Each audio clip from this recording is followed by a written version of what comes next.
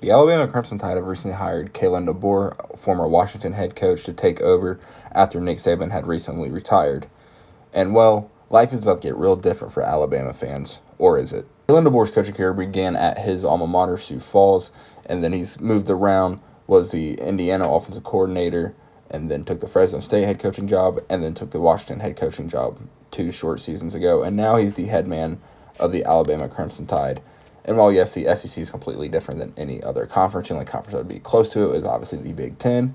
But I think Kalen DeBoer is ready for this. And what I mean by that is no one is Nick Saban. No one is the master recruiter that Nick Saban was.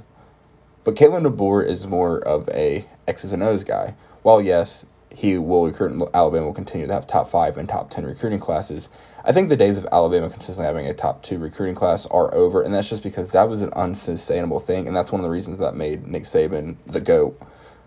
Kalen DeBoer is ultimately bringing in a lot of his guys, as you would imagine, some coaching staffers from his time at Washington, and also bringing in kids from Washington via the transfer portal.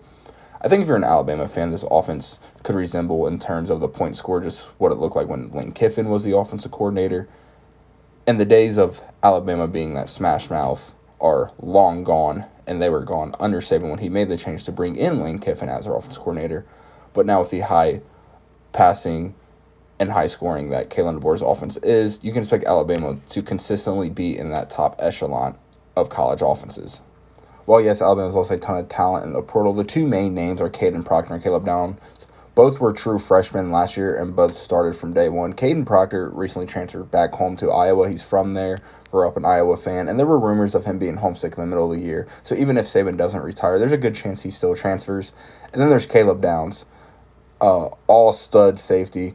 Got a lot of praise early on from Nick Saban. A lot of talks and comparing him to Mika Fitzpatrick of the Pittsburgh Steelers now. But Caleb Downs recently transferred to Ohio State. And while, yes, those are two key big losses, as Alabama, they are already replenishing in the portal. And they also lost Isaiah Bond to Texas, who is now in the SEC. Got to retrain your brains for that. But anyways, I think he would have been a perfect fit in the Kalen DeBoer offense. Washington had 3 receivers average over 100 yards this past season. It's one of the main reasons they made the college football playoff.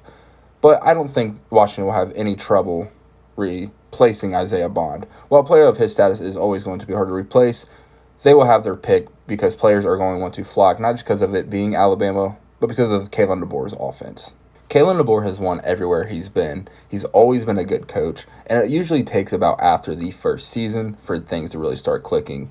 But I think this could be different. Alabama, your people are still going to project them because it is a 12-team college football playoff to make the playoff, and I think that's a good bet. Well, yes, it's still early on. We haven't even hit spring practice yet. Alabama's always going to be a safe bet to make the college football playoff. And with Kalen DeBoer's offense, he's also bringing Grubb with him, his offense coordinator from Washington. Pretty much what we've seen from Washington this past year. While, yes, that was a special team, you can imagine that's what we'll see with Alabama with the type of athlete that they get. Everyone always talks about you don't want to be the guy that replaces the guy. You want to be the guy that replaces the guy that replaces the guy. So a lot of eyes are going to be on Kalen DeBoer, and he's going to be compared to Nick Saban, and it's going to be unfair because Nick Saban is the greatest college football coach of all time, and what he built at Alabama is something that we won't see again. Maybe we're seeing it again with Georgia, but Kirby Smart comes from that Nick Saban tree. Kalen DeBoer is going to win a lot of games, and he's going to make a lot of college football playoffs, but at a place like Alabama, it's about national championships. And DeBoer showed at a place like Washington that is very well respected. A lot of people, they were overlooking Washington, and he instantly got there. They instantly started winning, and they made the college football playoff last year. And they made the national championship as well. So you imagine giving Kalen DeBoer time to get his footing down there in the South. And while, yes, that is completely different than being in the Northwest, these guys are still going to go to Alabama. While you may still have a guy or two that doesn't, that previously would have, Kalen DeBoer will eventually convince them to stay and continue to play for the Crimson. All the talk of Alabama losing players to the portal, let's talk about them gaining players in the portal. I've alluded to them adding former Washington players that Kalen DeBoer recruited, adding a receiver and a quarterback, and looking like they're going to add some more linemen as well.